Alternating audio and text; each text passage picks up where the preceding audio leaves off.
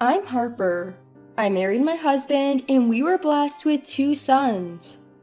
My husband was into investing as a hobby, so I often listened to him talk about it. But that chapter of my life came to a sudden close. In the 30th year of our marriage, my husband passed away due to illness. Our sons had already moved out, leaving me alone in a big house. One day, my eldest son Lucas came over with a proposal. Mom, why don't we live together? Lucas had been married for 12 years. His wife Ava, while sometimes condescending, was a responsible daughter-in-law. They had a daughter, my granddaughter Mia, who was very fond of me. I thought Lucas's proposal could create a more secure environment for me, so I agreed. That's when things went downhill. 2 months later, Lucas and his family moved in. My workload doubled.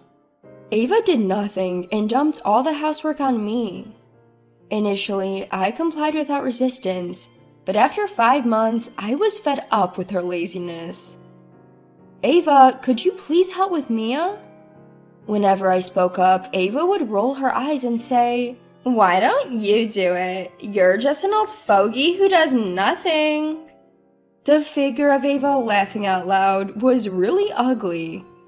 Ava treated me like an old fogey and dumped all the housework and childcare on me.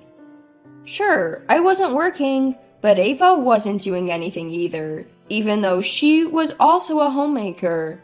I didn't want to complain to Lucas, fearing it would be seen as tattling and not knowing what Ava might do in retaliation.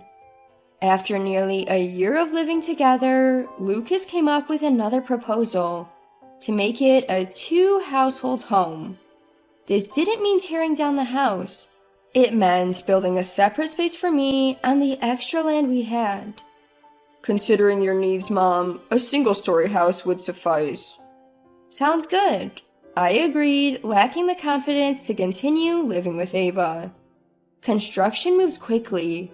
It was fast from there. It seems that they had already talked to the construction company, and they immediately built the house I planned to live in. The new house was more like a storage room built at the edge of the property. Ava even remodeled the main house to her liking, but I said nothing, grateful to still be close to Lucas and Mia. I thought if Ava took on her roles as a mother and wife, everything would be fine. I was wrong. Ava continued to make me do all the housework and would disappear when Mia came home, only to return minutes before Lucas. I ended up doing all the chores for their household. I didn't want to make Mia suffer, but I wasn't happy about it. Ava had no intention of changing, and I had given up. Then Ava dropped a bombshell. "Mother-in-law, you should leave," she said. I was stunned, unable to think. "There's no point in you being here. We're living in this house now, and you're just a useless old fogey. Maybe I'll turn your new house into my hobby room," she sneered. I couldn't believe what I was hearing. I had been doing all the housework, helping Mia with her homework and taking her out when she had no school. I never interfered with Ava's daytime activities. Why would you say that? "Because you're in the way," she snapped. Those words made my blood boil. I wanted to tell her to leave, but I couldn't because of Mia. Ava seemed to know that I wouldn't kick her out because I cared for Mia, and she smirked at me. "Where should I go?" I asked, holding back my anger. "That's not my problem. Figure it out yourself." Ava turned away, leaving me on the verge of tears. That day, I told Lucas what Ava had said to me. I see. Lucas's words were indifferent, showing no surprise at what Ava had said. I instantly realized I had no allies here. You think I should leave too? I've heard a bit from Ava, about how things aren't going well, and about Mia. I felt uneasy. I could understand him knowing about Ava and me, but what did he mean about Mia? I had no clue. Mom, why don't you care about Ava? Mia is Ava's and my child, and Ava loves her. What are you talking about? Ava told me you've been letting Mia into your room to badmouth her, to turn her against Ava. I had never done such a thing. Whenever Mia asked where Ava was, I always dodged the question, saying she was out. I never spoke ill of Ava. I never said that! I raised my voice, irritated. Lucas looked shocked for a moment, then his eyes narrowed. You're always so harsh on Ava. She cries every day. When I said I talked to you, she begged me not to, saying it was her fault. Lucas stood up abruptly and yelled at me. I was overwhelmed and lost for words. I had never seen Lucas this angry, and I could see he was desperately trying to protect his family. Anything I said now would probably be futile. I decided to leave quietly. While I was looking for a new place, I got a call from my second son, Noah. Mom, if you're okay with it, why don't you come live with us? Isabella also wants you to come. I was taken aback. I remember Lucas's offer to live together after my husband passed away. Noah's wife's name is Isabella. Isabella is considerate and always cheerful, a lovely person. I'm sure it won't turn out like it did with Ava, but there's no guarantee it will work out. I don't want to be a burden on you. Don't worry about it. Just as Noah said that, I heard a rustling noise and someone saying, "Give it to me." Mother-in-law, I've always wanted to live with you. Our apartment isn't big, but we have a spare room. Why don't you come try living with us? It was Isabella's cheerful voice. I felt relieved and decided to stay with Noah and his wife for a trial period. I planned to stay for about a week, packing only a few things. When I left the house, Isabella was waiting for me in her car. She waved and ran over as soon as she saw me. Isabella took my bags and we smoothly got into the car. 30 minutes later, we arrived at Noah and Isabella's home. As I entered, Noah greeted me at the door. We chatted about trivial things at first, but then Noah's expression turned serious, and Isabella's did too. I looked back and forth between them, confused. Mom, why did you suddenly say you're leaving the house? That's your home with Dad. I guess so. Maybe I shouldn't say this, but could it be about Ava? What? I was surprised to hear Ava's name from Isabella. I thought so. Isabella sighed deeply, as if confirming her suspicions. What do you mean? Isabella began to explain her past relationship with Ava. From the first time they met, Ava had been cold and distant. It escalated, and Ava even claimed that Isabella was treating her harshly and spreading rumors about her. I had my suspicions too, but I never thought Isabella would do such a thing, so I brushed it off. Hearing this, I felt I could be honest with them. I told them everything. Noah and Isabella listened quietly. Never interrupting, I felt like crying. When I finished, Isabella patted my back and whispered, "You've been through a lot." That was enough for me. I decided to live with Noah and Isabella. Are you done packing? While I was packing, Ava appeared smiling. Her face looked triumphant, and it irritated me. I'm leaving now. I packed my last bag, walked past Ava, and left the house. 3 months later, I received a call. The caller ID showed Ava.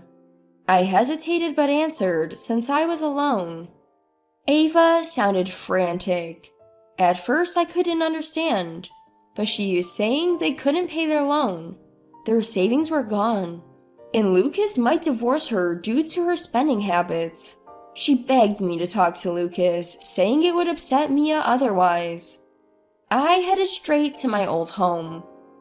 Entering, I saw Lucas yelling and Ava crying. When Ava saw me, she ran toward me, almost collapsing. Mom? Lucas noticed me and looked shocked. Both of you calm down. Let's talk. I sat them down at the table. I've heard some of it from Ava. What's this about not being able to pay the loan on Lucas's salary? Well, we should have been able to. What do you mean? Your father left enough money to pay off this house. There shouldn't be any loan.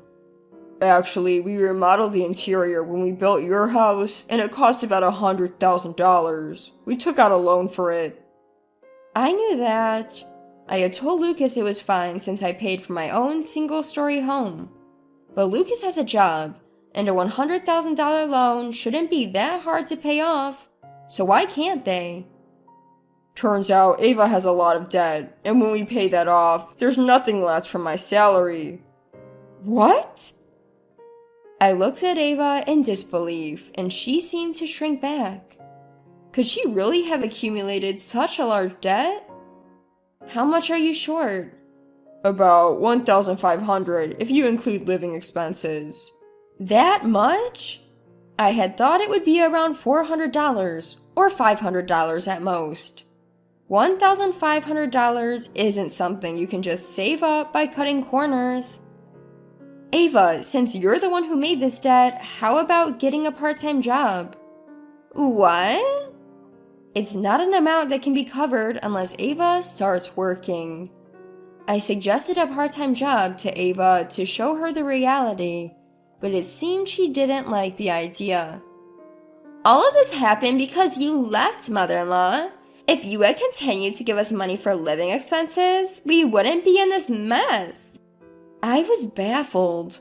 Why should I, who moved out, have to financially support a self-sufficient couple with a child? I was so stunned, I couldn't find the words. What are you talking about? This is what you wanted, isn't it? Even Lucas, usually so composed, yells at Ava in disbelief. You could earn more too, Lucas. Why do I have to work? It's your job to earn money to protect the family, not mine. I was truly shocked. Why would she say something like that? Ava, a family is supposed to support each other. If there's a problem, we should help each other out. What? Why do I have to listen to this from some irrelevant old woman? You old fogey. Ava! Again with the old fogey. I've been living with my second son and his wife, and I haven't been a burden to my eldest son and his wife at all. Why do I have to be insulted like this by Ava? Fine, if you're going to say that, then I'll give this to Lucas.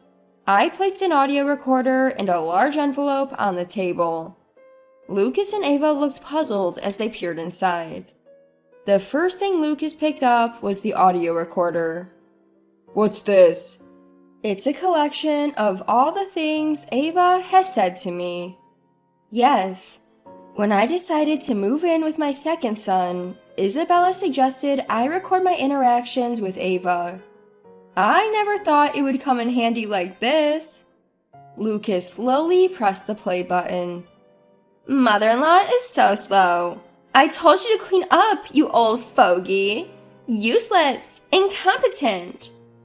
The voice playing back was all Ava's. Ava's face turned pale. What is this? You've been saying these things to my mom? Lucas had been manipulated by Ava, so he probably never expected to hear this. This is... Ava's voice weakened. I quietly moved the envelope in front of Lucas as well. What's this? Open it. Lucas slowly opened the envelope, revealing a stack of photos and a document. All the photos showed Ava with an unknown man.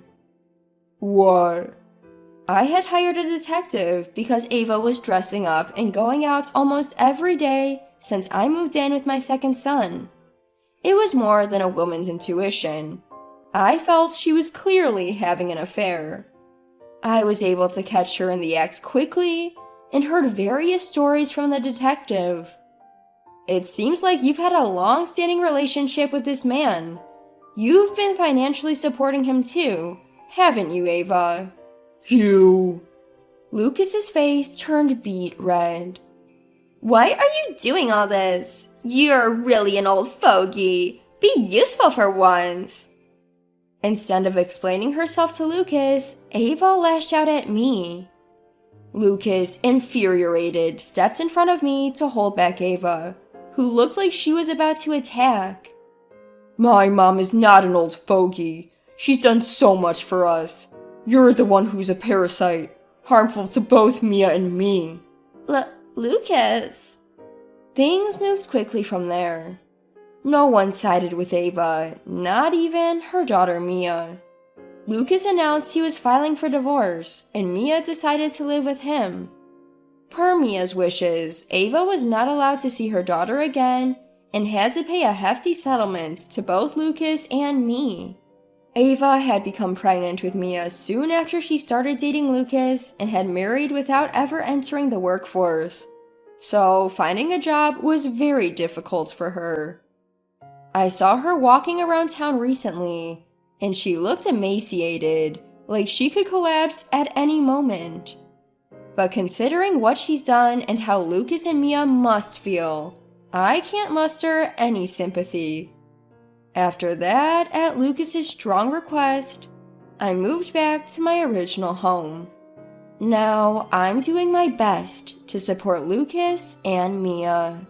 Both of them cherish me, and we often gather around the dining table with my second son and his wife. I'm truly